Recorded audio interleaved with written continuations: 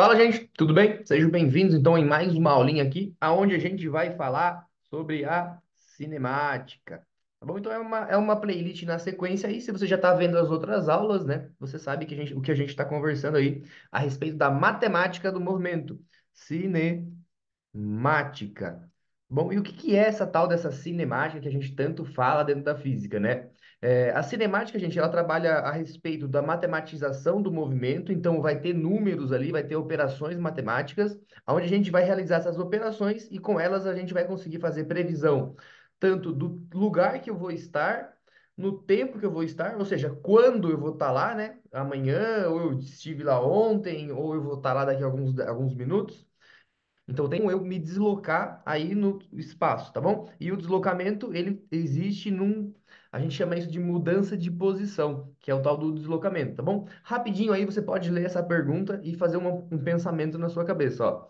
Um homem sai da posição de 15 metros, como assim?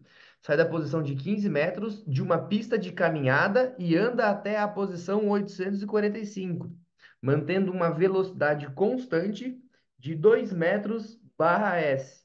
Então, é 2 metros por segundo. Sabendo disso, determine o tempo gasto para completar a caminhada, né? Tem muitas pessoas que escutam isso daqui e já conseguem resolver utilizando aí a noção de velocidade, né? Muitos utilizam isso, as leis do movimento, que é o que a gente vai falar na nossa aula de hoje. Beleza, gente? Essa questão aqui eu já resolvi na aula anterior, né?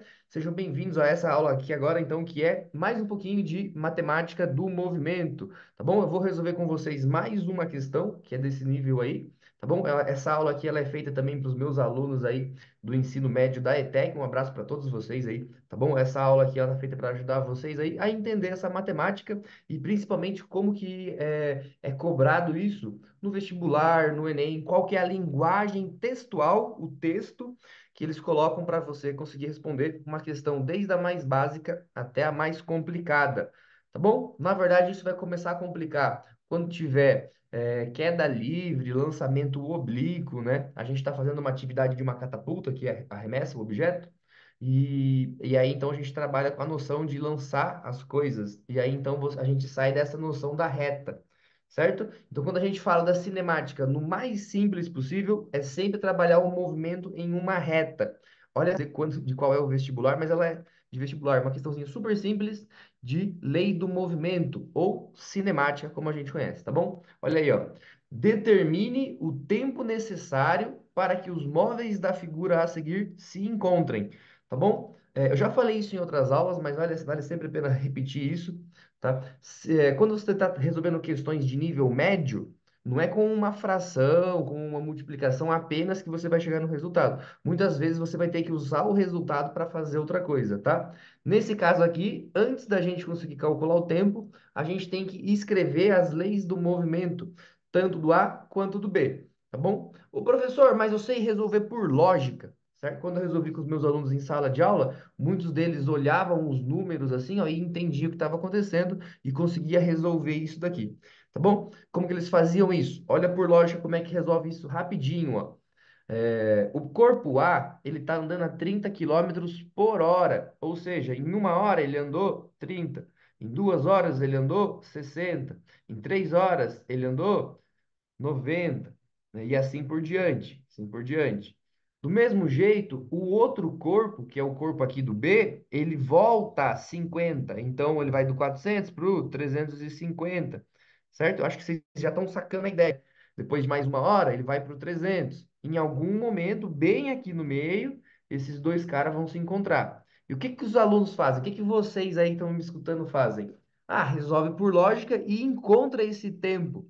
Por que que você encontrar esse tempo? Basta você contar quantas vezes, né? Foi aqui, 1 hora, 2 horas, 3 horas, e aí você resolve isso, tá bom? E realmente esse jeito aí é um jeito bem lógico e bem rápido de resolver. No vestibular, na hora da prova, eu indico você resolver assim, tá? Mas é importantíssimo a gente entender as leis do movimento. O que que é as leis do movimento? É como eu percorro as posições. As posições é o espaço. E aí a gente tem a fórmula genérica, que é o sorvete, né? Parece sorvete escrito aí, ó, se liga. É a forma genérica, vale a pena escrever isso. Genérico Tá bom? E a gente vai fazer o quê? Vai fazer um para o A, então vai existir uma lei do movimento para o A, vamos chamar isso de SA. O S, o lugar, o espaço que o A vai estar, tá? Daqui a um tempo. E aí a gente escreve a lei desse movimento, que é aonde ele está no começo, o espaço no início, no zero, no tempo zero. Ô, professor, mas ele está no zero também. Então significa que esse primeiro valor é zero. Tá? E qual é a velocidade dele? Eu estou acrescentando no zero ou eu estou retirando? Você está acrescentando. Então o símbolo aqui é de mais também. Beleza? Então aqui eu vou ter uma equação, uma função, perdão, que é chamada de função horária. Olha aí, ó, que é o 30 vezes o t. Então, o meu SA, ele obedece essa lei aqui. 30 vezes o tempo que eu vou demorar a percorrer, tá bom? Com essa velocidade. Do mesmo jeito, o USB, me acompanha aí, ó, ele está na posição 400, e em algum momento ele vai chegar aqui na posição SB e os dois vão ser iguais, olha que legal. Mas qual é a lei do SB? Os espaços que o B percorre, né? As posições que o B percorre. Ele é 400. Por que que é 400, professor? Porque ele sai da posição lá no instante zero do 400. E aí, olha que legal isso. Eu vou retirar 50, vou voltar, né? Então, toda vez que aparecer um sinal de negativo aí nas suas fórmulas, nas suas equações de ensino médio, que tem velocidade, ele está retrocedendo, é um movimento retrógrado. A gente vai falar disso nas próximas aulas, tá bom? Então aqui ele vai ser menos 50 vezes o tempo que demorar a percorrer isso. E olha que legal, só pelo fato de eu ter essas duas leis aqui, eu consigo fazer o quê? Eu consigo forçar a igualdade das duas, certo? Como assim forçar a igualdade das duas? Em algum momento, aonde o A vai estar é o mesmo lugar que o B vai estar. Então eu igualo os dois. E agora eu faço o quê? O SA que vale 30t, eu copio ele aqui embaixo, ó. Eu indico vocês também, quando for resolver equações de física, fazer descendo assim, ou fazer na frente, mas sempre escrevendo muito claramente a igualdade, ó. Então, o que que é igual ao SB? O 400 menos 50 vezes o t. Esse menos 50 ele virou uma relação matemática, porque o tempo é um número. Então agora eu resolvo ele como se fosse resolver as equações matemáticas. Pega ele que está negativo, joga ele lá para o outro lado, junto com o 30, fica 30 mais 50 igual a 400. Tá bom? Então significa aqui que eu consigo juntar os 30 e os 50, né? Os tempos. Eu tenho 30t mais 50t, então eu tenho 80t. E aí tem um monte de aluno, um monte de pessoas na sala de aula junto com vocês, que olha para isso e faz o quê?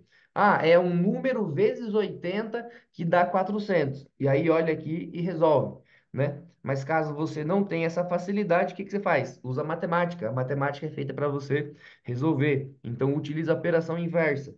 Tá multiplicando, vai para o outro lado, opa, tá multiplicando, vai para o outro lado, dividindo, né? E aí você vai cortar aqui, e ele vai ser 40 dividido por 8. Você vai descobrir que demora, então, 5 horas. Tá? O que é essas 5 horas que aparece ali? É 5 horas, né, para o A chegar nesse lugar, que a gente nem precisa saber o lugar. Olha que legal, utilizando a matemática e a física. E 5 horas para o B chegar exatamente no mesmo lugar. E aí, então, o A vai prosseguir para frente, né, no sentido positivo, e o B vai seguir para trás, no sentido negativo. E segundo a física e a matemática, eles podem continuar infinito. Eles podem ir para frente para sempre e podem voltar para trás para sempre, tá bom? Porque a reta realmente é só um valor. E quais valores a gente conhece? Todos eles, né? Então a gente pode pôr qualquer valor possível aí. Tudo bem? Galera, espero que vocês tenham gostado aí dessa interpretação dessa questãozinha, né? Se você tem curiosidade em relação à posição, qual foi o lugar que esses dois se encontraram? Porque poderia ser essa pergunta, né? Qual foi o lugar que esses dois se encontram? Qual é essa posição? Qual é essa quilometragem da rua que os dois se encontram? Poderia ser essa pergunta. Aí eu deveria fazer o quê? O cálculo do tempo, e com esse tempo eu fazer o quê? Jogar ele aqui, ó, por exemplo, no SA, porque aonde o A vai estar não é igual aonde o B vai estar, então vai ser 30 vezes o tempo, que é de 5 horas. E aí você resolve e você descobre que ele está numa determinada posição aí, né? Que eu vou deixar vocês aí refletirem um pouquinho. Tudo bem? Gente, por enquanto é isso, né? Essa é uma aulinha rapidinha de exercício aí para você se dar bem nas suas questões de prova, tanto de vestibular quanto da prova do ensino médio, tá bom? E também para você se inscrever aqui no canal, se você gostou aí de como eu resolvi essa pergunta, tá bom? Eu já já vou resolver outras perguntas aqui da playlist, basta você me acompanhar. E logo, logo vai acontecer aqui um movimento acelerado. Esse corpo ele vai parar de ter um movimento uniforme, que a gente fala aqui o MU ou o MRU, tá bom? E ele vai começar a ser um movimento acelerado, que a gente vai falar também nas próximas aulas. Não percam, vale muito a pena e cai muito em vestibular e cai muito no Enem.